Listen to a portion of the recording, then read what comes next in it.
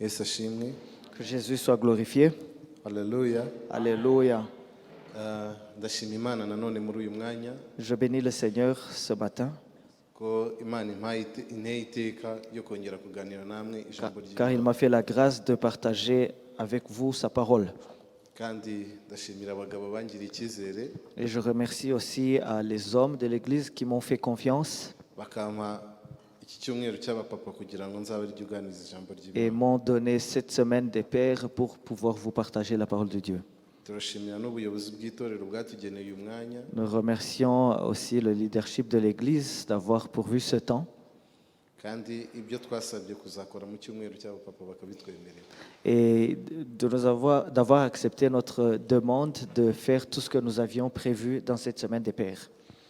Nubwo cyayobowe n'abapapa ariko ni icyumweru cy'umuryango. Même si la semaine a été dirigée par les pères, c'est la semaine de la famille. Bivuga iyo turi kuganira ku muryango ntabwo tuvuga ku bapapa gusa. C'est-à-dire quand on parle de la famille, on ne regarde pas seulement les pères. Ku wa kabiri no ku wa kane twibanze ku bapapa. Mardi et jeudi, nous nous sommes référés surtout sur les pères.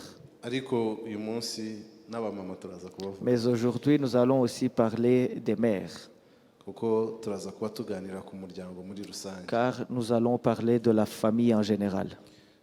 Twabonye icyanditswe aho Imana yavugaga kuri Aburahamu. Nous avons vu l'écriture où le Seigneur parlait d'Abraham. Iravuga ngo icyatumye mumenya. Il a dit, la raison pour laquelle je t'ai connu, Ni ukugira ngo azayobora abo mu rugo rwe c'était pour qu'il puisse diriger ceux de sa maison n'abazamukomokaho et ses descendants kunyura mu nzira y'Imana, dans les voies du Seigneur gukomeza amategeko y'Imana. et aussi continuer dans la parole de Dieu. Abo mu rugo rwe ntabwo yari umugore we n'abana gusa, Ceux de sa maison n'étaient pas seulement son épouse et ses enfants, kuko iyo usoma amateka y'Aburahamu parce que quand vous lisez l'histoire d'Abraham, ukabona ahaguruka muri Uriya Bakarudaya quand ajya vous mu le gihugu voyez Uwiteka agiye quitter son pays et aller dans le pays où le Seigneur le dirigeait, ntabwo yahagurukanye na Sara gusa, il n'est pas parti seulement avec Sarah, yahagurukanye n'inka ze il est parti avec n'abashumba bazo, son bétail et yari afite abaja n'abagaragu. il avait des esclaves chez lui. Niba mubyibuka ajya gutandukana na Loti, Vous vous rappelez très bien quand il allait se séparer avec Lot, kimwe mu bibazo byari byabaye l'un des problèmes qu'ils avaient connus là-bas, uko abashumba ba Loti n'Aburahamu bagiranye ibibazo. c'était à cause des serviteurs de Lot et ceux d'Abraham. Icyo ndi Ils avaient kuvugira des ibyo problèmes. ngibyo La raison pour laquelle je dis cela, ni ukukumvisha ko mu rugo rwe ntabwo harimo umugore n'abana. c'est juste vous faire comprendre que dans sa maison, il n'y avait pas seulement son épouse et ses enfants. Ntabwo ari bo yagombaga kwigisha kubaha inzira z'Uwiteka. Donc, ce n'est pas seulement son épouse et ses enfants auxquels il devait enseigner la parole de Dieu, Bari abo mu rugo rwe mais bose. plutôt tous ceux qui étaient dans sa maison.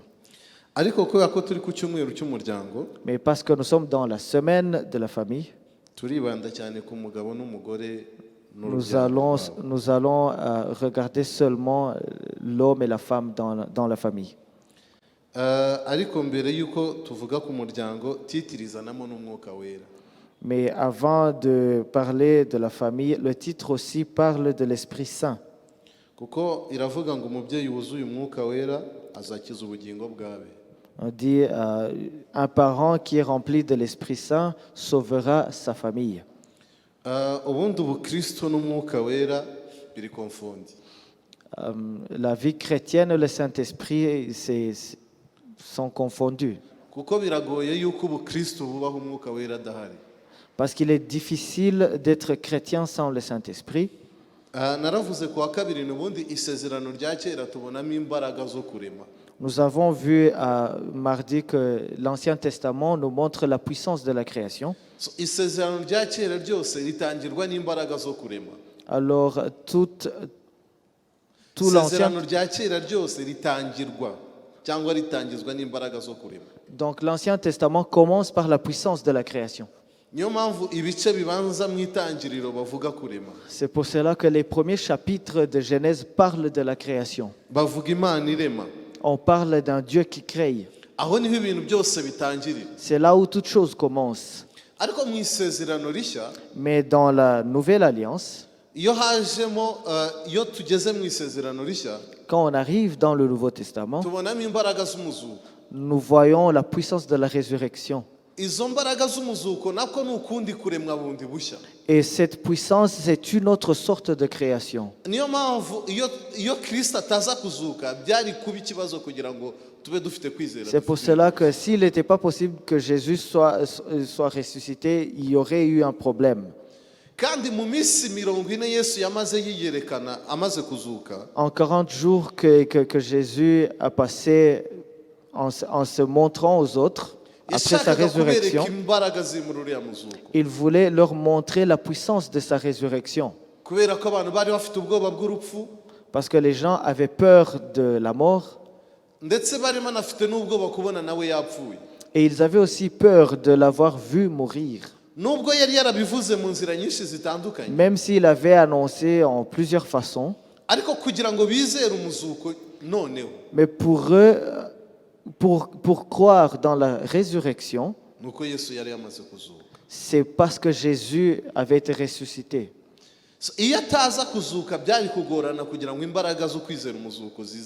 S'il n'avait pas été ressuscité d'entre les morts, il aurait été difficile pour eux de croire dans la puissance de la résurrection.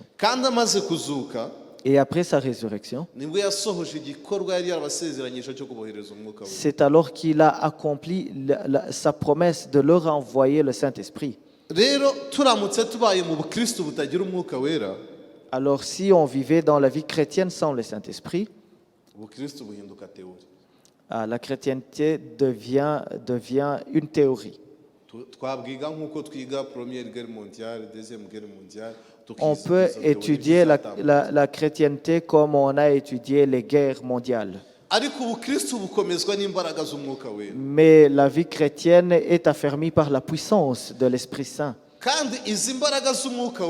Et cette puissance de l'Esprit Saint,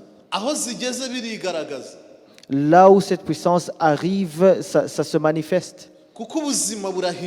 Parce que la vie est transformée. Et de nouvelles choses arrivent dans la vie de cet homme qui a reçu cette puissance. On a vu dans Genèse, le premier chapitre, on dit que la terre était informe, mais le Saint-Esprit se mouvait au-dessus des eaux. Une image est venue. Que le Seigneur Jésus soit glorifié. Le Saint-Esprit est une forte puissance dans la vie chrétienne d'aujourd'hui. Parce que quand cette puissance vient dans ta vie change. Si vous n'avez pas encore changé ou transformé, il faut rentrer à la source.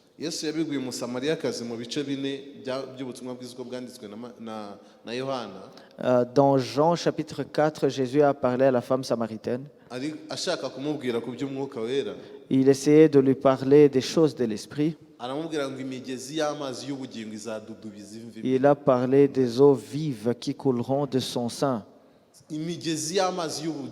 Les eaux vives qui couleront de son sein.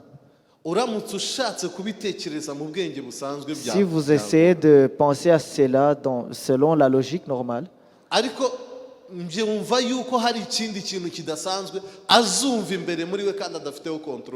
pour moi, je pense que c'est plutôt quelque chose d'inhabituel qu'elle sentirait se passer dans sa vie. Je ne vais pas traîner là-dessus. ariko icyo shaka kuvuga nuko umwuka wera ni yindi nkomezi y'ubukristo n'ubuzima. So igihe rero umuryango waba uwubakiyeho, ce que je veux dire, c'est que le Saint-Esprit est une puissance dans la vie chrétienne. Alors, si vous fondez votre vie sur cela, hari n'ibintu mwazajya mubona mu muryango bikomeza umuryango wanyu atari uko mwabanje kubitekereza. Il y a des choses que vous verrez dans votre famille qui affermiraient votre famille sans plutôt pour autant y penser ou y réfléchir. Ibyifuzo byanyu, vos requêtes, vos demandes, uburyo mubisengera n'uburyo mubitwara, la façon dont vous priez pour cela, uburyo mukenera kubikemura n'inzira mucamo ngo mubikemure, la façon dont vous voulez résoudre vos problèmes. hari ukuntu mwakumva mufite imbaraga zo kubikora atari mu buryo buri normal gusa. Quelquefois, vous sentez que vous avez une certaine puissance de pouvoir résoudre ces problèmes sans pour autant y mettre beaucoup d'efforts. ariko ndamutse nigishije ku mwuka wera, iyo topic yaba ari iy'umwuka wera gusa, ntabwo twaza kuvuga. Mais si j'enseigne seulement sur le Saint-Esprit, le thème changerait un peu. gusa Yesu yabibwiye mu byakozwe n'intumwa rimwe 8, Dans Actes chapitre 1er, verset 8, avuga ngo muzahabwa imbaraga umwuka wera nabamanukira. il a dit, vous recevrez une puissance, le Saint-Esprit survenant sur vous, et vous serez des témoins. kiriya ni ikimenyetso cy'uko iyo ufite imbaraga ntacyo utabasha gukora. Cela tout simplement veut dire que quand vous avez une puissance, vous pouvez faire toutes choses.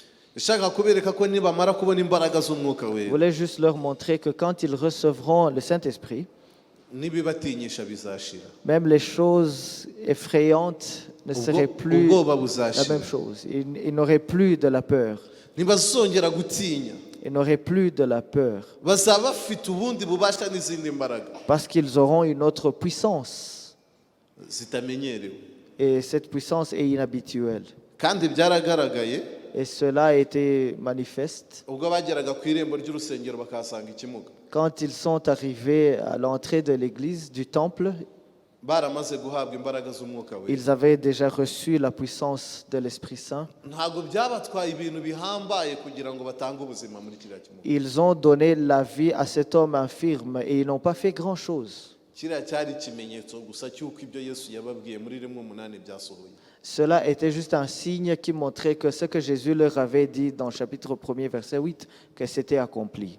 Alléluia. Alléluia. rero izi mbaraga z'umwuka wera nizidusohoramo, hari ibindi bintu mu buzima bwacu bizahinduka uko byagenda kose. Il y a certaines choses qui changeront dans nos vies quand la puissance du Saint-Esprit viendra sur nous. niyo mpamvu ababyeyi, abagabo cyangwa abagore, nituba dufite imbaraga z'umwuka wera, ibi byo kuvuga ko tuzakiza ubugingo bw'umuryango wacu cyangwa abadukomokaho, C'est pour cela, pour les parents qui sont remplis du Saint-Esprit, les choses qu'on dit ici, que nous serons capables de sauver ceux de notre maison, bizikora, bizaba automatique. se fera automatiquement. reka rero ngaruke ku muryango. Je reviens alors sur la famille. turasoma ijambo ry'Imana Nous lirons la parole de Dieu. Itangiriro ibice 2 umurongo wa 18. Genèse chapitre 2, verset 18. ndabanza 8 hanyuma 18 ndayijyaho nyuma.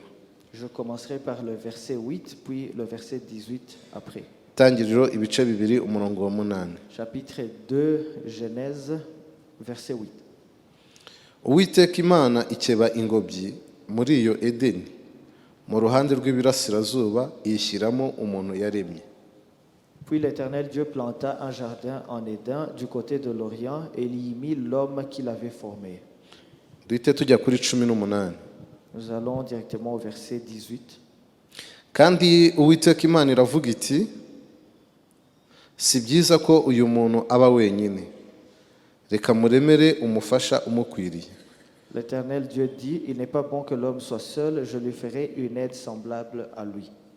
Uwiteka Imana irema mu butaka amatungo yose n'inyamaswa zo mu ishyamba zose n'inyoni n'ibisiga byo mu kirere byose, ibizanira uwo muntu ngo iremye ngo uko abyita. kandi uko uwo muntu yise ikintu cyose gifite ubugingo aba ari ryo riba izina ryacyo. Uwo muntu yita amatungo yose n'inyoni n'ibisiga byo mu kirere n'inyamaswa zo mu ishyamba zose, ariko umufasha umukwiriye yarataraboneka. Uwiteka Imana isinziriza uwo muntu ubuticura, arasinzira, imukuramo urubavu rumwe ihasubiza inyama. Urwo rubavu Uwiteka Imana yakuye muri uwo muntu iruhindura umugore imushyira uwo muntu. Aravuga ati, uyu ni igufa ryo mu magufa yanjye, ni akara ko mu mara yanjye, azitwa umugore kuko yakuwe mu mugabo. Genèse chapitre 2, verset 18 jusqu'au verset 23. Yesu ashimwe. Que le Seigneur soit glorifié. Hallelujah. Alléluia. Ngiye kuvuga hejuru y'umugabo mvuge hejuru y'umugore hanyuma nzi gutambuka aho ngaho. Je parlerai à propos de l'homme et de la femme et ensuite on va continuer. Ndimo ndategura ibi bintu nongeye kongera gutekereza bundi bushyashya ku mugabo no ku mugore. Quand je parlais à ce sermon, j'ai réfléchi sur l'homme et la femme. Hanyuma ntekereza kuri uyu murongo wa 8 et j'ai réfléchi sur ce 8e verset aho Imana yavuze ngo si byiza, où le Seigneur a dit n'est pas bon. Mwibuke ko Imana irema ku murongo mu gice cya mbere. Rappelez-vous que quand Dieu était dans la création au premier chapitre, iyo yarangizaga kurema yakoraga evaluation y'ibyo yakoze. Après chaque création, il évaluait son œuvre. Yarangiza ikavuga ngo ni byiza. Et ensuite il disait il est bon. Gahita isoza icyo cyiciro. Et il avait à conclure cette partie. Uwo munsi ukarangira igahita ufata uwundi. Et ce jour était fini et puis il entama le prochain jour. Ntaho yari yigeze ibona yuko atari byiza mu byo yaremye. Il y a nulle part où il avait trouvé qu'il n'était pas bon tout ce qu'il avait créé. Ariko nyuma yo kurema, mais après avoir créé, haraho yarebye uyu mugabo. Il y a où il a regardé cet homme. Nyuma yuko yamuremye haraho yamwitegereje. Après l'avoir créé, il l'a observé. Ibona hari ikintu abura. Il a vu qu'il manquait quelque chose.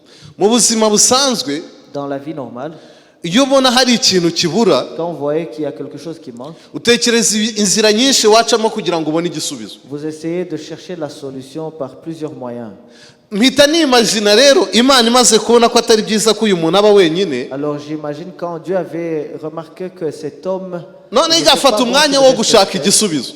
Il a pris un temps pour chercher la solution à cela. Ntabwo nzi inzira yatekereje ari zingahe. Je ne sais pas comment et quelle voie il a utilisé pour. Ariko mu nzira zose yatekereje. Mais dans toutes ces voies, yabonye igisubizo kiri buturuke mu mugore. Il a trouvé que sa solution était dans la femme. Itekereza inzira nyinshi ntazi wenda.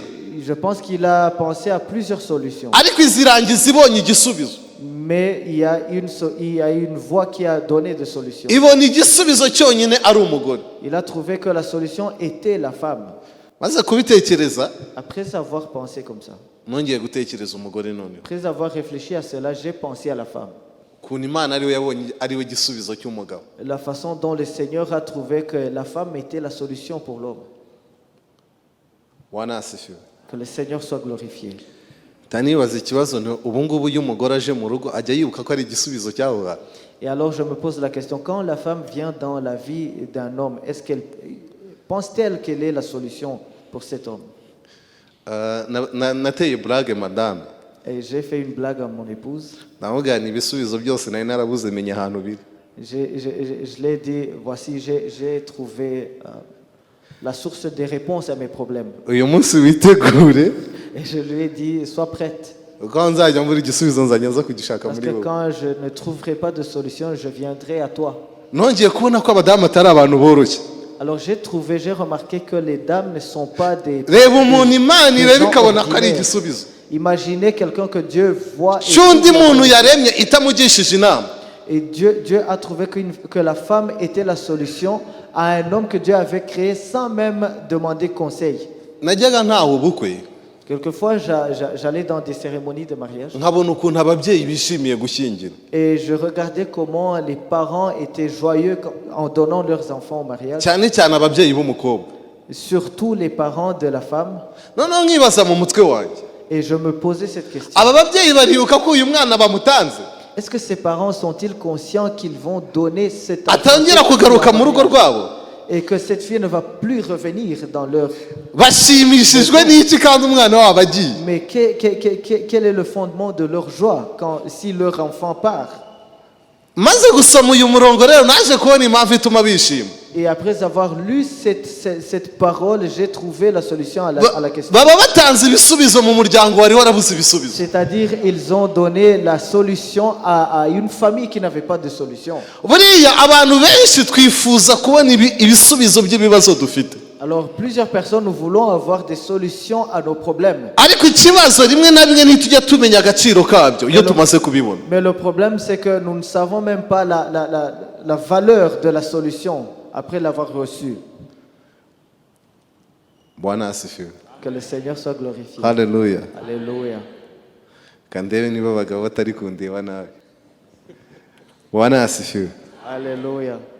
Uyu mugore wawe waje azanye ibisubizi wawe wari warabuze muri ya myaka yose utaramubona, ujya umuha agaciro kangana gute? Quelle est la valeur que vous donnez à votre épouse, celle qui est venue chez toi avec les problèmes que tu as? Ariko si uyu mugore we ajya yibuka ko yaje aho ngaho gusubiza ibibazo byari bihari?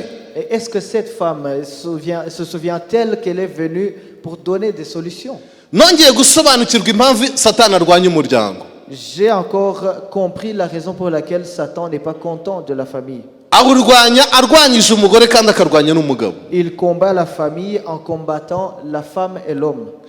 Ibi bisubizo hari ibintu bitanu na masiyoni hariya umuntu uri kuri ntuza se nkubishyiraho kuko nibyo ndibuze kuvugaho amanuke mu kuri page ya sur 4. Les solutions qu'on va projeter ici.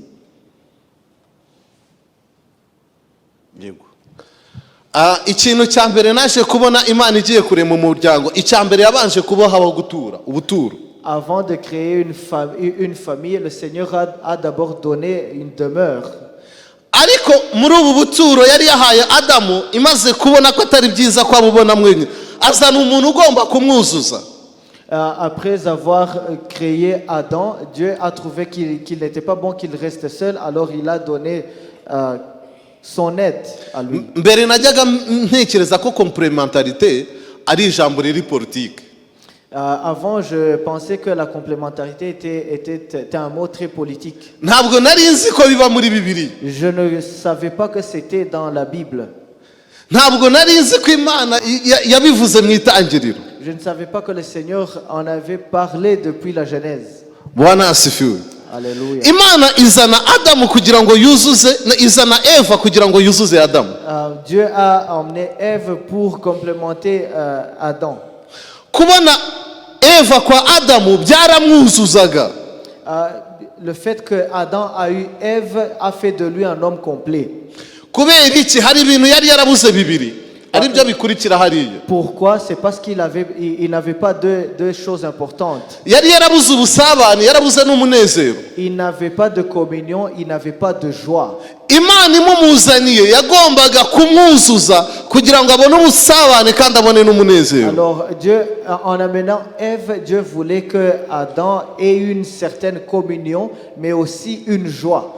Ariko umunsi yahageze Satani nawe Bibiliya iravuga ngo inzoka yarushaga uburiganya inyamaswa zose zo muri Edeni. Et la parole de Dieu nous dit que le serpent était rusé plus que tout autre animal.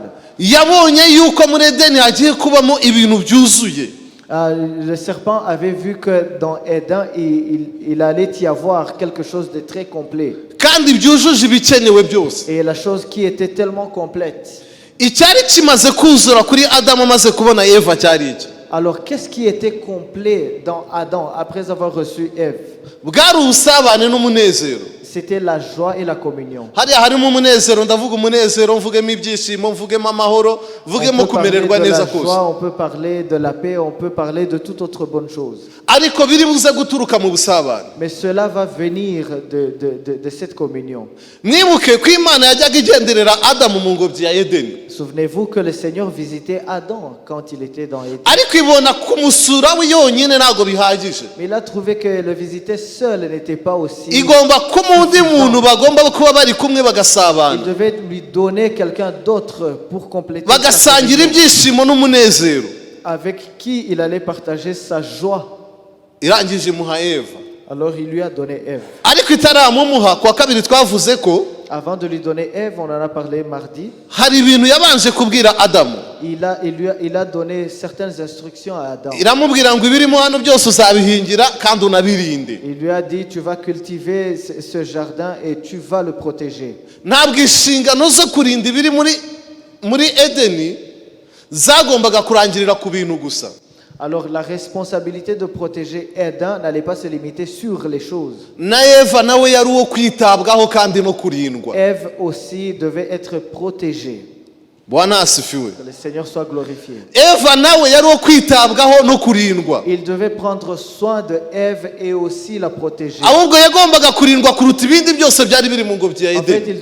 elle devait être protégée plus que toute autre chose dans Éden. Kuko ari wo utuma umuryango hariya muri Edeni wuzura. Parce que c'est elle qui a fait à ce que la famille dans Éden soit complète. Inyamaswa zari zihari ariko ntizatumye umuryango wa Adamu wuzura. Les animaux étaient là, mais la famille d'Adam n'était pas complète. Ibiti byose byari imbuto ziribwa byari bihari ariko ntago byari Tous byuzuye. les arbres portant des fruits étaient là, mais n'ont pas fait que la famille soit complète. Banavuga ko Edeni yari irimo amabuye y'agaciro, uzabisoma muri kiriya gice cya kabiri, ariko nabyo ntago byatumaga Adamu Vous yuzura. lirez que dans le deuxième chapitre que Éden était plein de pierres précieuses, mais cela n'a pas fait que la famille soit. Buriya ntago wagirana ubusabane n'imodoka yawe, Alors vous ne pouvez pas être en communion avec votre cyangwa ngo véhicule ugirane ubusabane n'inzu yawe, ou votre maison. ariko wagirana ubusabane n'umudamu wawe mu nzu mukodesheje cyangwa Mais muri vous pouvez bisi avoir mwateze. une communion avec votre épouse dans un bus ou dans un véhicule loué. Mwagenda mugatega bisi mukishyura tapandigo yanyu mukagenda kandi mugakomeza mugasabana, ariko mwashobora kwitwara mu modoka y'undi akitwara kandi ntimusabane.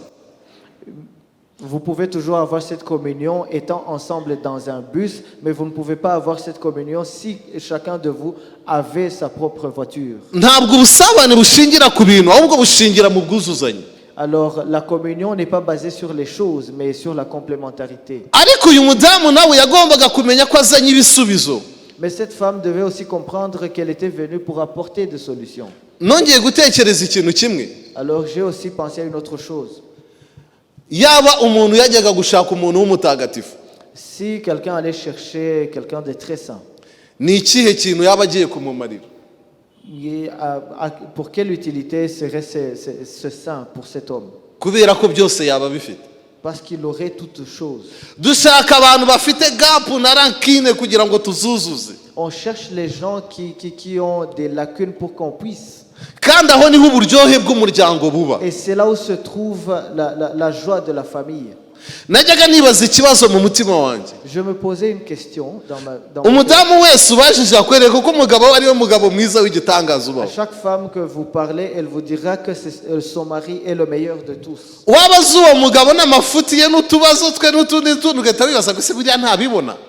Et si vous connaissez cet homme et vous connaissez ses défauts, ainsi de suite, vous poserez cette question. Et est-ce que cette femme ne voit pas ces choses? Ariko umugore w'umunyabwenge w'umunyamwuka asobanukirwa ko ibyo ari byo yagiye gukosora. Mais une femme sage et remplie de l'Esprit Saint saura que c'est ça sa responsabilité. So abaye nta kintu na kimwe afite cyo gukosora, Alors si elle n'avait pas une certaine chose à corriger, byashoboka ko yaba ataramukeneye. il est possible que cet homme n'aurait pas besoin de cette femme. Ahubwo impamvu yamukeneye ni ukubera utwo tuntu nyine. Alors cet homme avait besoin de cette femme à cause de ces choses. Bwana asifiwe. Que le Seigneur soit glorifié. Imana yari iremye mu butatu butagatifu, L'Éternel est fait dans sa Trinité.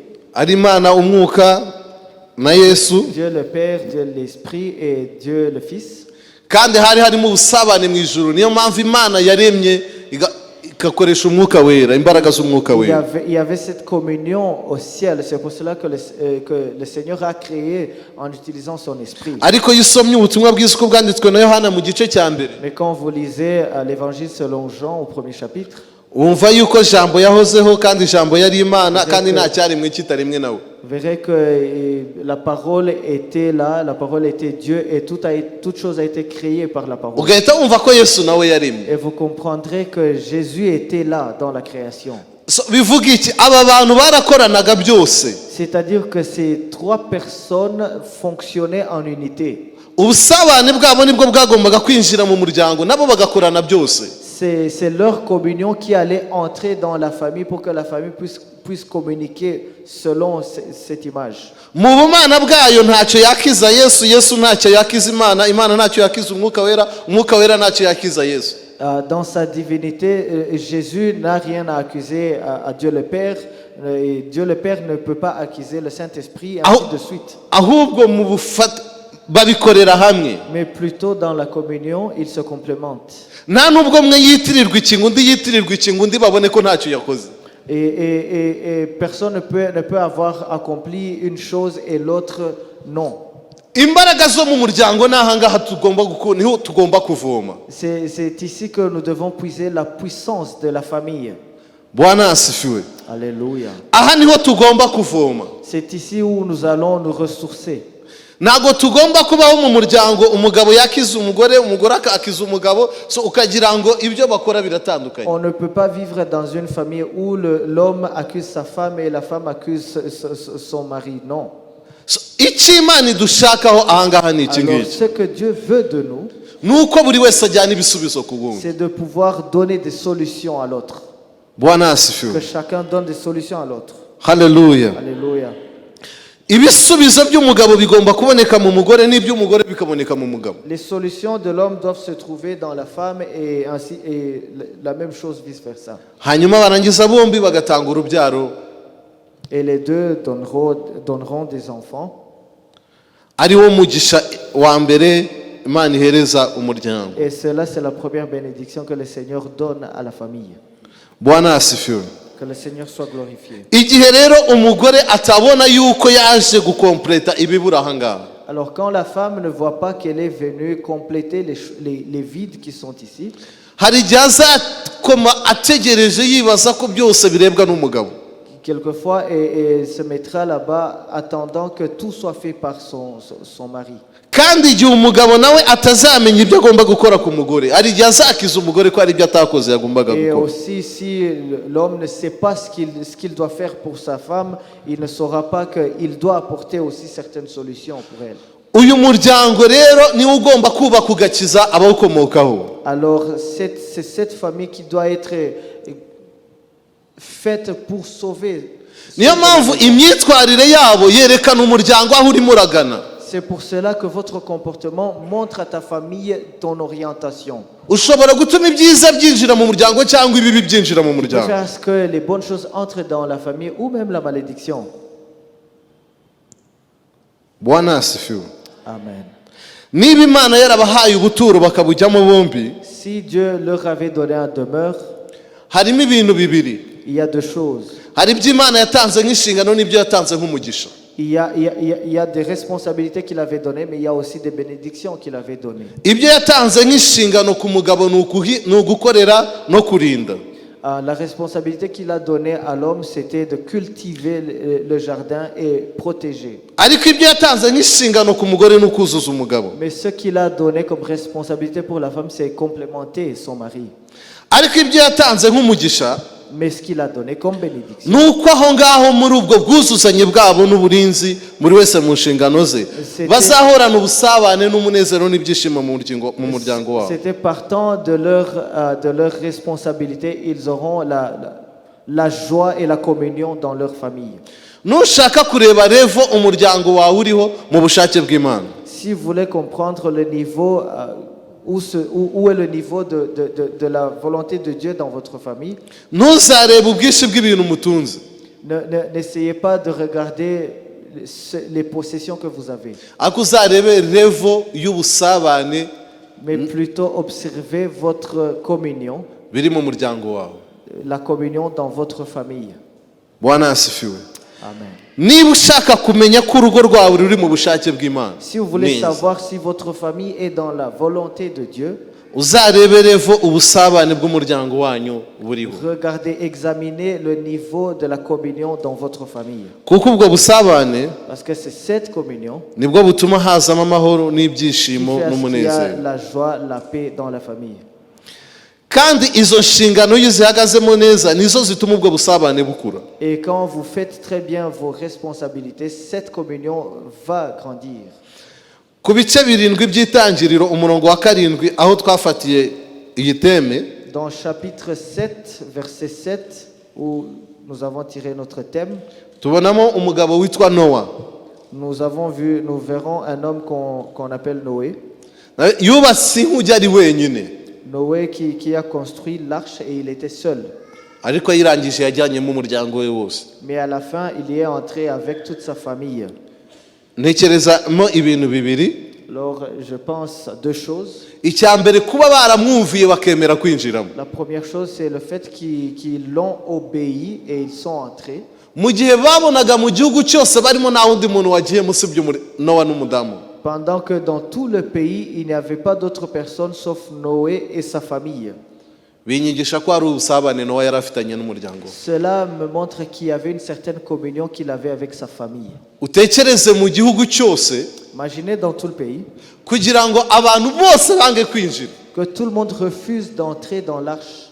ariko abana ba Nowa n'abagore babo bamwemerere Mais kwinjirana. Noé, ses fils et leurs épouses et son épouse, ils ont tous accepté d'entrer. byari byoroshye ko bamubwira ati no tureke dupfane n'abandi niba koko imvura izagwa. Ils étaient très simples, il était très simple qu'ils disent on va mourir avec tout le monde si cela va se passer. ntekereza ko mu myaka 120 yamaze yubaka iyi nkuge Je pense qu'en 120 ans qu'il a passé en construisant cette arche, ashobora kuba nta mvura yigeze igwa muri icyo gihe. il n'a pas plu, pas même une seule fois dans tout le pays. ariko kubera iki umuryango we wamwemereye kwinjira muri iyi nkuge? Mais pourquoi est-ce que sa famille a accepté d'entrer dans l'arche? mu mutwe wanjye, mu bitekerezo byanjye, njya ntekereza ko akaboko ka Nowa ku muryango we hari uburyo kari kakoraga. ntekereza ko hari ukuntu Nowa yari afite ijambo ku muryango we. Je pense qu'il y a une certaine parole que Noé avait sur sa famille. iyo aza kuba atarifite bari kumubwira ati tureke dupfane n'abandi, wowe wigendere mu nkuge. S'il n'avait pas un mot à dire sur sa famille, ils auraient dit laisse-nous mourir avec tout le monde. ariko baramwumviye, Mais ils l'ont obéi. bumvira umubyeyi wabo, Ils ont obéi à leurs parents. binjira mu nkuge. Ils sont entrés dans l'arche. kandi bamaze kwinjira mu nkuge Après être entrés dans l'arche, babonye uburinzi. ils ont été protégés. imvura iragwa, Il a plu abantu bo muri icyo gihe bose barapfa, et tout le monde qui était dehors est mort. ariko Nowa n'umuryango we barakira. Mais Noé et sa famille, ils ont été sauvés. tujya tusoma mu gitabo cyo kubara, Quelquefois, nous lisons dans Nombre, iyo uhereye ku bice 16, à partir du 16e chapitre, ahangaha abisirayeli barimo barava mu gihugu cya Egiputa. ici les Israélites sortaient du pays d'Égypte bageze mu nzira, et sur leur chemin, abantu bamwe birevolta kuri Mose, certaines personnes se sont révoltées contre Moïse. abo bita bene Kora. Ce sont les enfants de Corée. ubundi muri ibi bice bakunda kuvugamo Kora, Bira na Datani, ariko akenshi bakunda gukoresha bene Kora. On parle aussi des autres personnes, mais souvent ici on parle de Corée. bamaze kwirevolta kuri Mose, Après s'être révolté à Moïse, bamwe mu muryango wabo warabakurikije bafatanya kwirevolta. et certaines personnes aussi de leur famille se sont soulevées contre lui. abandi barabyanga. Et d'autres, ils ont dit non. ariko Kora yakizaga Mose Mais Corée, lui, il accusait Moïse, ngo ko yabakuye mu gihugu cya Egiputa babwira ko abajyanye mu gihugu cy'amata n'ubuki. disant qu'il les avait pris du pays d'Égypte et les amenait dans un autre pays, none akaba du atarabagejejeyo. miel et du lait, et ils ne sont pas encore arrivés. icya kabiri akamwakiza nk'uko yigize umuyobozi wabo.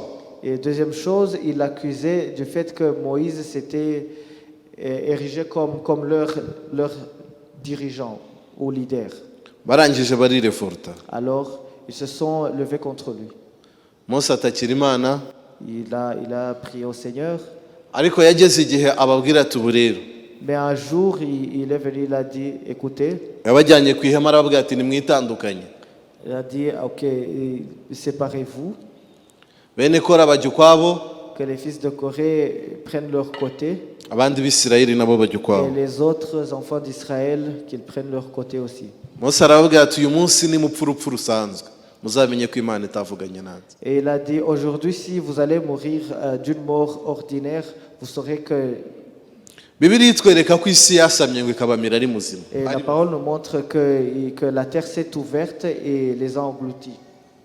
n'imiryango yabo n'ibyo bari bafite byose. Et leur famille et toutes leurs possessions.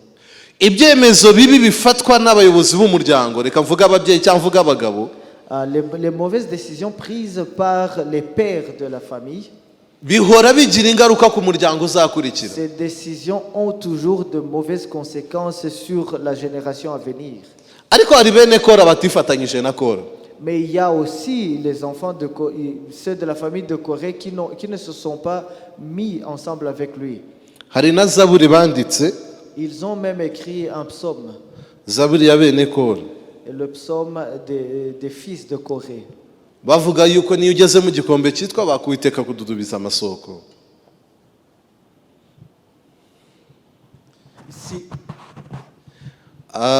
Bavuga ko niyo ugeze mu gikombe cyitwa bakuwiteka kududubiza amasoko. Ils ont dit même quand on arrive dans la vallée de Baka, elle devient une source.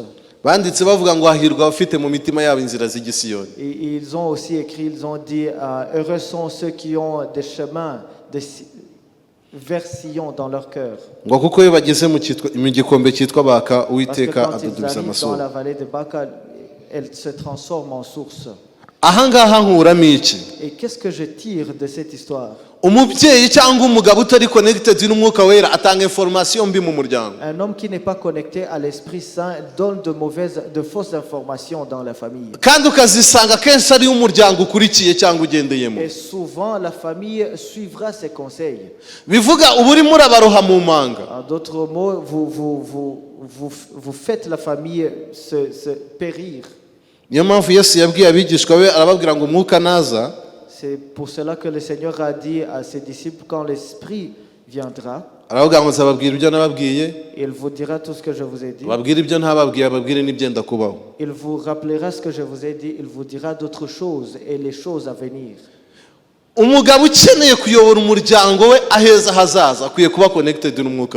Un homme qui veut diriger sa famille dans sa destinée devra être connecté à l'Esprit Saint. La communion dont on parle ici, la communion dans la famille,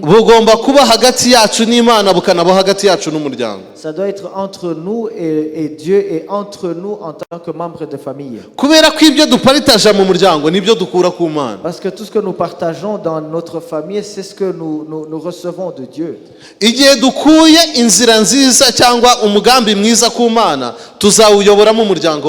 Quand nous recevons un bon plan du Seigneur, nous allons suivre ce plan dans la famille. Mais quand nous avons une mauvaise source, tout ce que nous allons tirer de cette source, nous allons partager avec notre famille.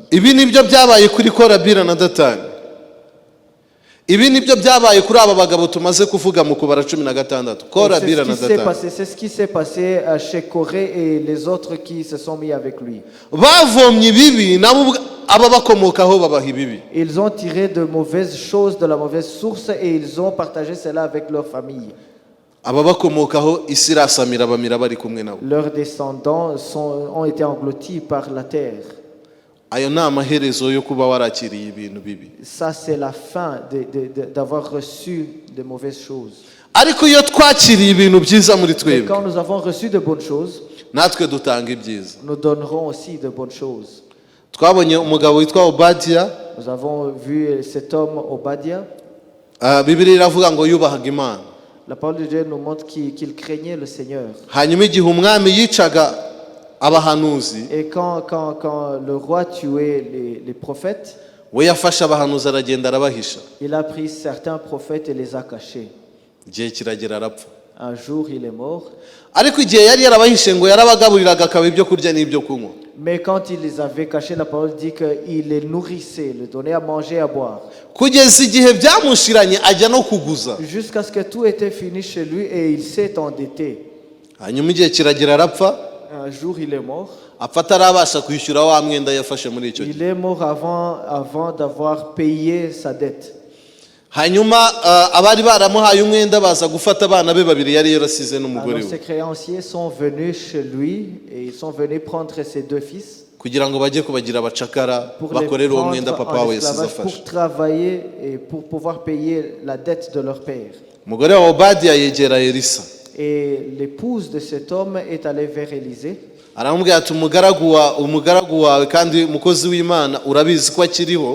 Et il a dit, ton serviteur et le serviteur du Seigneur, yubashye Imana kandi yaranayikoreye. De son vivant, il a servi le Seigneur. Ariko yapfuye afite umwenda. Mais il est mort avec une dette. None nyirawo aje gutwara abana be ngo ajye kubagira Et abacakara. voici ses créanciers sont venus et ils sont venus prendre ses fils. Aramubwira ati none wadutabara. Alors, est-ce que tu peux nous sauver? Elisa aramubwira ati nkugirire gute?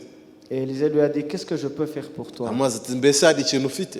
Il a demandé, as-tu quelque chose à la maison? Aramubwira ati ntacyo. Il a dit non. Usibye utuvuta duke cyane. Et juste de l'huile. Aramubwira ati utwo turahagije. Il a dit, cela me suffit. Genda utire ibintu byinshi cyane ubyuzuze mu rugo biri vide Il lui a bitarimo ikintu. demandé d'aller chercher des vases. Ngo kandi ntutire bike ahubwo utire Et de ne byinshi. pas chercher seulement peu, mais beaucoup de vases. Hanyuma uzajya ugenda usukamo. Et tu vas verser ton huile dans tous ces vases. Arabitira araza asukamo byose biruzuye. Et il a emprunté des vases et il a versé son huile dans ces vases. Bimaze kuzura aramubwira ati genda ugurishe wishyure uwo mwenda ibisigaye bizakubesheho wowe n'abana Il lui bawe. a dit, du reste, tu vas vendre ton huile et ensuite ce qui va te rester, tu vas vivre avec. Izi ni ingaruka nziza z'umuntu wabanye n'Imana kandi wakoreye Imana n'igihe atakiriho mu muryango. Voici les bonnes conséquences d'un homme qui a vécu avec le Seigneur, même après sa mort. Le Seigneur a pris soin de lui. Imana ntabwo itureba uyu munsi gusa. Dieu ne nous voit pas seulement aujourd'hui. Yaratubonaga tutarabaho. Il nous a vus avant notre naissance. Kandi iratubona n'igihe tuzaba tutakiri mu Et mubiri. il nous voit même après cette vie. Niyo mpamvu yabwiye Yesaya muri 46 ndibaza ari umurongo wa 10. Yaramubwira ngo yo mpagaze mu itangiriro. Je suis dans le début, dans le commencement des choses. Mvuga ibyo mwiherezo. Et je peux prophétiser des choses de la fin. Yabwiye Yeremiya ko yamumenye atarabona umusoro mu nda ya Il a mama. dit à Jérémie qu'il avait connu avant qu'il ne soit dans le sein de sa mère. Ubuzima Imana yaduhaye si ubu ngubu turi kureba bwa none aha La gusa. vie que Dieu nous a donnée, ce n'est pas cette vie que nous voyons ici. N'ibyo dukorera imiryango yacu ntabwo ibiha agaciro igihe twebwe tugihari gusa. Même les choses que nous faisons pour nos familles, Dieu ne les valorise pas seulement quand nous sommes vivants. N'igihe tutakiriho Même après notre mort, Imana irakomeza ikabiha le agaciro. Seigneur va donner de la valeur à ces choses. Umwami Dawidi amaze kuba umwami Après que David soit roi, yari yarabaye inshuti na Yonatani umuhungu il wa était un Sawuli. grand ami de Jonathan, le fils de Saül. Ariko Yonatani yapfanye na se Sawuli. Mais Jonathan est mort avec son père, Saül. Ariko umunsi umwe Dawidi yibuka urukundo yakundanye na Mais Yonatani. un jour, David s'est souvenu de son amour avec Jonathan. Haramubabaza ati ariko ntawo mu muryango wabo waba warasigaye Et il a demandé, y a-t-il quelqu'un qui serait resté de la famille kugira ngo de Saül mugirire neza ku bwase. pour que je puisse faire du bien à cet homme à cause de son père? Ntabwo Imana ivariwe ubuzima bwacu bunonaha. Dieu ne valorise pas notre vie seulement aujourd'hui. N'igihe tutakiri mu mwuka Imana Même irakomeza à notre ikatubona. absence, Dieu donnera de la valeur à notre vie. N'igihe tutakiri mu mwuka Imana iratuzi. Même après cette vie, Dieu nous connaît. Ntabwo ivariwe tsinga ibyo turi gukora ngo ikubwire ngo ibihembo byawe ndabiguhaye birarangiye. Dieu n'attache pas de la valeur seulement quand nous sommes vivants et nous Ntabwo imiryango yacu tuyihesha umugisha uyu munsi gusa. Nous ne bénissons pas seulement nos familles aujourd'hui de notre vivant. Ihorana umugisha w'ubuzima bwacu twaba Nos duhari familles cyangwa sont tutagihari. toutes bénies même après notre existence ici sur terre.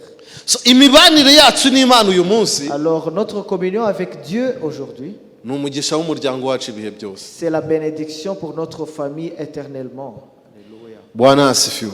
Amen. Bwana asifiwe. Que le Seigneur soit glorifié. Hari icyo ngiye kuvuga kugira ngo tukirinde Je vais dire quelque chose pour qu'on puisse n'amakosa yacu uyu munsi s'épargner de ces choses, même nos fautes. ntacyo duhinduye. Si on ne change rien sur nos fautes, nayo ashobora kudukurikirana no mu bindi bihe ces fautes peuvent même nous suivre dans d'autres choses ou aspects de la vie. cyangwa agakurikirana umuryango wacu no mu bindi bihe. Ou venir dans la famille. Ariko igihe uyu munsi tubihagazemo neza Mais si aujourd'hui nous nous mettons fermes dans ces choses correctement, turimo turatanga umugisha ku bacu nous by'igihe sommes en kirekire. train de bénir nos familles d'une manière générationnelle.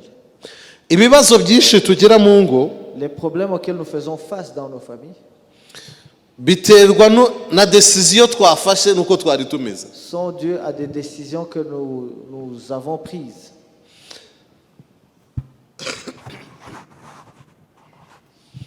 hari decision nyinshi dufata Il y a des décisions que nous prenons tubitewe n'uburakari cyangwa n'umujinya à cause de notre colère. bigatuma unima agaciro uwo wakagombye kugaha. Et là, vous ne donnez plus de la valeur aux personnes qui méritent cette valeur. nawe yakorera muri uwo mujinya bigahinduka ibindi. Et quand cette personne aussi agit selon sa colère, niyo mpamvu bigera ahantu c'est alors que ça arrive à un certain niveau ushobora no kuzicuza icyemezo wigeze gufata où vous allez regretter même la décision que vous avez prise très longtemps. utari buze kubigarura. Et là, vous ne serez même pas capable de rectifier cela. niyo mpamvu ubu busabane Imana yaba yaduhaye kugira ngo dusabane nayo. C'est pour cela cette communion que le Seigneur nous donne. iyo bushize muri twebwe Quand cette communion n'est plus en nous, bibyara ibindi bibazo byinshi. ça crée d'autres problèmes. umunsi Adamu yamaraga gucumura na Eva, Après qu'ils aient péché contre le Seigneur, Adam et Ève, umva uko Imana yababwiye. voici ce que Dieu leur a dit. ndavuga ibyo yabwiye Adamu.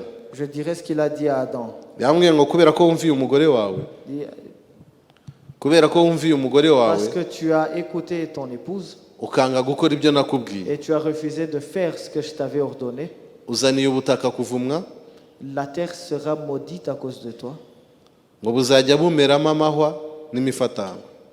et la terre portera des épines. buriya hari ibintu bimera iwacu mu rugo Il y a des choses, des plantes qui germent dans nos familles. hari ibibazo bivuka iwacu Il y a des problèmes qui viennent dans nos familles bitewe na decision twafashe, à cause des décisions que nous avons prises, bitewe n'ibyo twakoze. à cause des actes que nous avons posés. Bwana asifiwe. Que le Seigneur soit glorifié. hari umubabaro tugira muri ubu buzima Il y a de la douleur que nous avons dans cette vie udaturutse mu bushake bw'Imana, et qui n'est pas selon la volonté de Dieu, ahubwo uturutse mu byo twakoze, mais qui vient de nos décisions. mu bintu Imana yari yaramejeje muri Edeni. L'une des choses que Dieu avait plantées dans Éden, ntabwo amahwa n'ibifatangwe byari birimo. les épines n'en faisaient pas partie. umunsi Imana yaremaga umuryango wawe, Quand le jour où le Seigneur a créé ta famille, nta ntonganya yari yaremyemo, il n'avait pas planifié des querelles dans ta famille, nta rwangano yari yaremyemo, pas même de haine, nta bibazo yari yakereyemo. pas de problème. bimwe byazanywe n'ibyemezo twafashe turi mu miryango yacu, Certaines de ces choses sont venues dans nos familles à cause des décisions que nous avons prises. kandi nabyo ari twe tubyiteye. Et cela, nous en sommes la source ou la raison.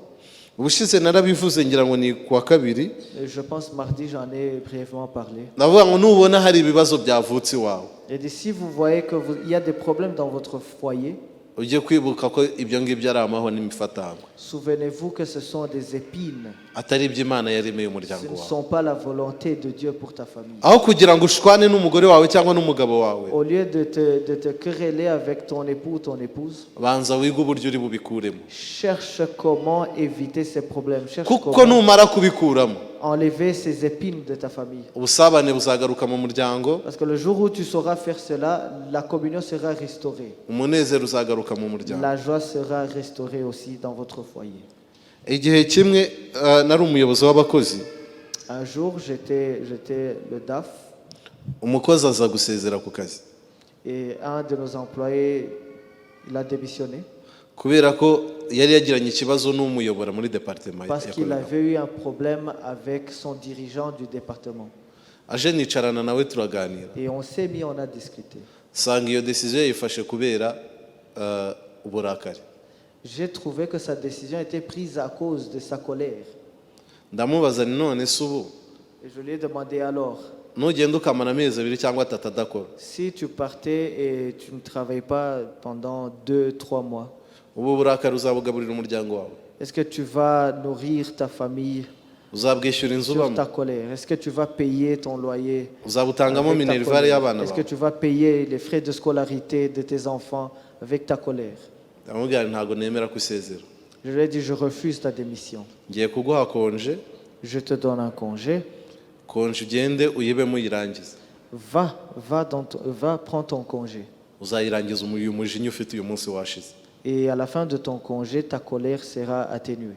numara gushira uzicara utekereze wumve koko niba ari ukwiye gusezera cyangwa utari ukwiye Et gusezera. après ta colère, réfléchis encore si tu devrais au moins démissionner. Nusanga wari ukwiye gusezera iyo si lettre tu uyisubirane icyo gihe uzayinzanira. Et si tu trouves que ta décision est bonne, Nusanga tu kandi vas warabitewe revenir avec n'uburakari cette uzayihorera usubire mu kazi ntuzirirwe ugaruka hano. Et si tu trouves que c'était à cause de ta colère, laisse ta lettre là-bas, reviens au boulot, continue ton travail.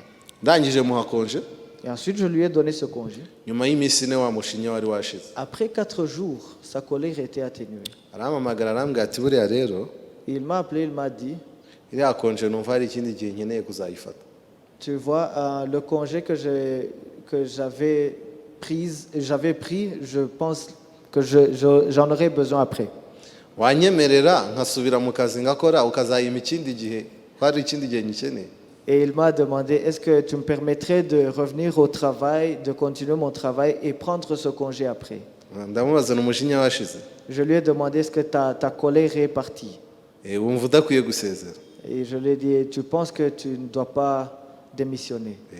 Ngaho usubira mu kazi. Il m'a dit oui. J'ai dit, ok, va au travail. Asubira mu kazi. Il est allé au travail.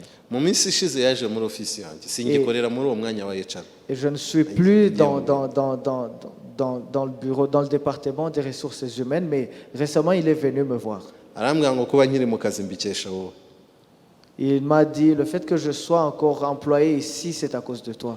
Uko buryo umujinya nari mfite numvaga nta kindi nakora usibye. Parce que la colère que j'avais l'autre fois, je ne pouvais pas la contrôler. Hari igihe mu rugo umuntu asezera agashwana n'uwo bubakanye nyuma y'iminsi wa mujinya washize akazashaka kubigarura bikamunanira. Quelquefois dans nos foyers, on prend certaines décisions à cause de la colère et on essaie de rectifier cela après quelques jours et on n'en peut plus. Hari undi mukozi mu kazi yigeze gusezera kuko bangaje undi muntu hejuru ye. Yari nk'umuyobozi wa département bangaje undi muntu hejuru ye. Un jour, quelqu'un d'autre a démissionné parce qu'on avait engagé un supérieur. Ahita yirakaza arasezera. Et il est parti. Il a démissionné. Nyuma y'amezi abiri ashaka kugaruka. Après 2 mois, il a voulu revenir. Ako kubera ko yasezeye nabi abura inzira acamo. Mais parce qu'il avait démissionné d'une manière très négative, il n'a pas su comment revenir, alors il est allé chercher quelqu'un pour aller demander pardon pour lui. Dans la famille, souvent, on se retrouve dans de telles situations. Et nous allons causer des problèmes aux membres de nos foyers à cause de nous-mêmes. Ugasanga umurage turi gutanga ntabwo ari umurage uzatuma bagumana ubusabane n'amahoro n'umugisha mu buzima bwabo. Et vous verrez que l'héritage que vous allez donner à ces membres de la famille ne fera pas ce que ces gens restent dans la communion. Ugasanga aho turi kubayobora turi kubajyana. Et vous trouverez que la destination que vous avez prise biterwa nuko tubyumva. Dépend de nos sentiments, de nos émotions. Bwana asifiwe. Que le Seigneur soit glorifié. Topic yacu ikavuga ngo umugabo wuzuye umwuka wera. Et le sujet du jour, c'est l'homme qui est rempli de l'Esprit Saint. Donc ntugiye kuyobora urugo rwawe uko ubyumva. Donc vous n'allez pas diriger votre famille selon votre entendement. Ahubwo ugiye gufata mu mwuka wera kuba ari hukura uko ugomba kuyobora urugo rwawe. Mais plutôt vous allez vous ressourcer par le Saint-Esprit. Parce que c'est lui qui va vous donner la façon dont il faudra faire les choses. Chaque fois quand il n'y aura pas de communion dans la famille, ça va être difficile pour vous de trouver cette joie dans la famille. Mais à chaque fois quand la communion sera bonne,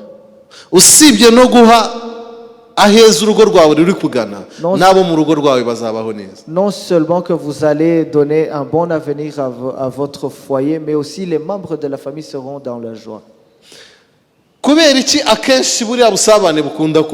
Mais pourquoi est-ce que souvent on n'a pas cette communion? Le problème c'est qu'avant de fonder nos familles,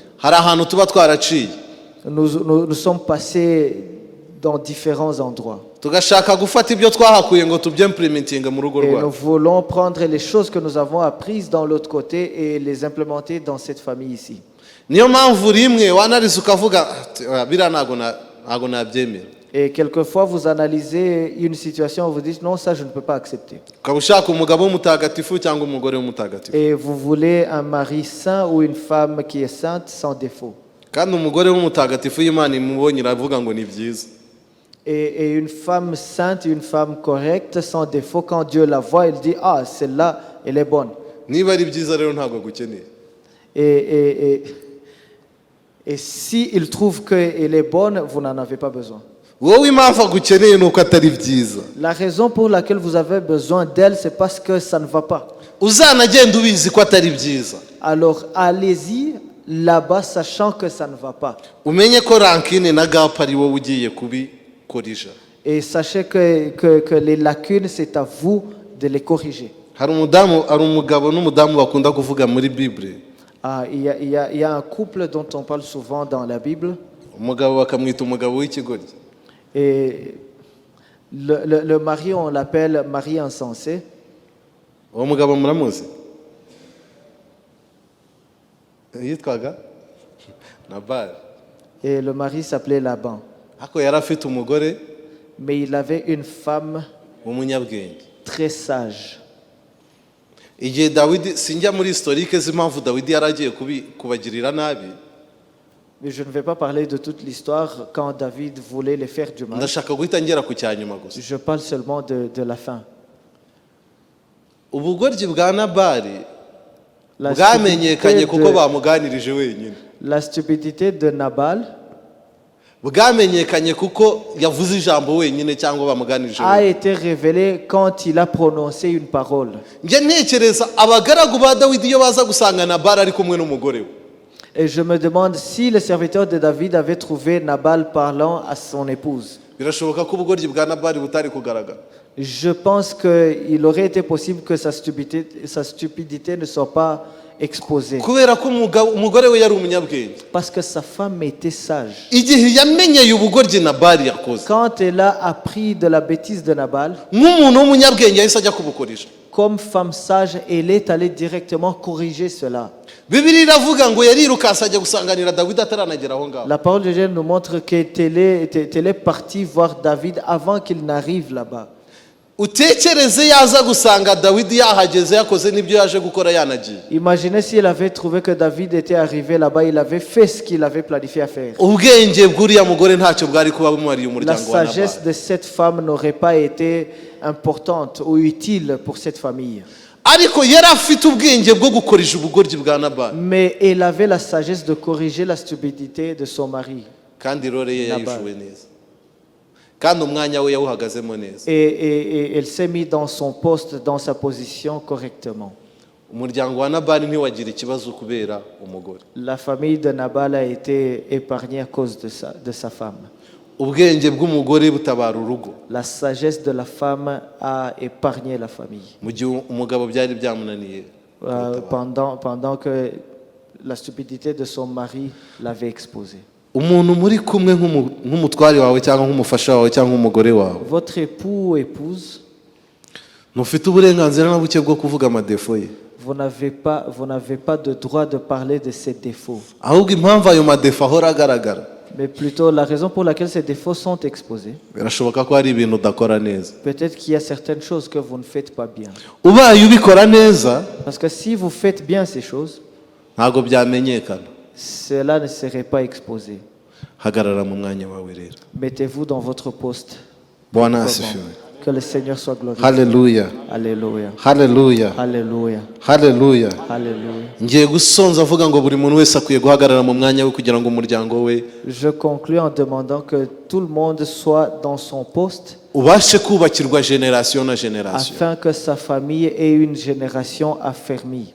Ariko igihe cyose utazaba mu mwanya wawe neza, Mais à chaque fois quand vous ne serez pas dans votre poste correctement, lakini na gapu zizahora zigaragara mu muryango les wawe. lacunes seront exposées. Atari ikibazo cy'umugore cyangwa icy'umugabo, Non pas parce que c'est le problème de votre époux ou épouse, ni ikibazo cya mwembi. mais plutôt c'est votre problème vous deux. Turasoje tugiye gusenga. Nous allons prier. Bwana asifiwe. Que le Seigneur soit glorifié. Mbese position yawe mu muryango wawe uyihagazemo neza? Est-ce que êtes-vous correctement dans votre poste dans la famille? Ubwira Imana ngo Mana ndashaka kuhahagarara neza. Dites au Seigneur, Seigneur, je veux me mettre dans cette position correctement. Kugira ngo nsohoze impamvu yatumye uhanshyira. Afin que je puisse accomplir ma raison d'être. Reka dusenge. Prions. Mana yacu, uri uwo kwizerwa kandi uri uwo kwiringirwa, uhebuje byose, urahambaye. Bibiliya iravuga ngo turi abo waremye, nibyo koko niyo waturemye, kandi waduhaye umuryango kugira ngo tuwubemo, tuwusabaniremo, tuwunezererwemo, tuwishimiremo. Ariko iyo ubusabane bubuze, na presence yawe irabura, kuko turayirukana. Twisanga kenshi haramezemo ibitovu n'amahwa, bikatubuza gukora icyo tukwiriye gukora mu miryango yacu, kandi waratubwiye ngo tuyirinde. Turasenga mu izina rya Yesu Kristo, kugira ngo imbaraga z'umwuka wera zongere zidufate, zitugarure, ziduhagarike mu mwanya wacu, kandi zidukomeze, ziduhe imbaraga zo kurinda ibyo tugomba kurinda no gukora ibyo tugomba gukora, kugira ngo umugambi wawe ukomeze gusohora mu buzima bwacu. Mwami, tutagufite ntacyo twabasha kukugeraho, ariko tugufite byose bigenda neza. Waduhaye umuryango tukiri mu isi kugira ngo tuwishimiremo kandi tunezererwemo. Reka ubusabane bwawe bwiyongere mu miryango yacu. Reka buri muntu wese amenye agaciro ka mugenzi we. Reka amenye ko absence ya mugenzi we ituma hari ikibura mu muryango we. Reka buri muntu wese amenye ko ibitekerezo bya mugenzi we bigomba kuza kandi bigomba gutangwa kandi bigomba kwakirwa, kugira ngo ingo zacu zirusheho kugenda neza. Mana yacu, ngwino uhagararane natwe kandi ukomeze kubana natwe, kandi muri byose utuyobore. Isoko dufite ni wowe, reka udushoboze kugira ngo dukomeze kuyivomaho uko bwije n'uko bukeye, maze Mwami, umugambi wawe urusheho gusohora mu buzima bwacu. Urakoze kuri Imana yumva gusenga, kandi uri Imana ikora ibiruta ibyo dutekereza n'ibyo dusaba n'ibyo twifuza, kuko ari we mugenga wa byose kandi ari we watangije byose. Ngwino uganze kandi uganze kandi ukomeze uganze, mu izina rya Yesu Kristo dusenze twizeye, amen.